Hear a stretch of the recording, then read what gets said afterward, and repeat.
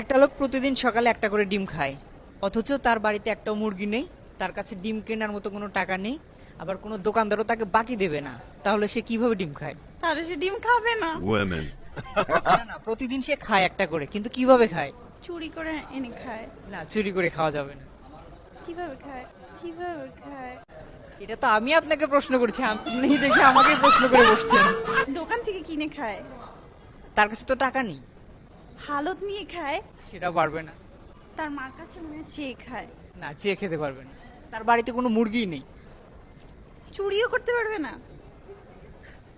5 কিস্তি নেবে, কিস্তি। 4 ফ্রিজ থেকে নিয়ে খায়। ये फंस गया सीएम। মনে মনে ধারণা করে যে মুরগিটা খেতেই হবে। মুরগি না, ডিম খেতে হবে। চুরি করে।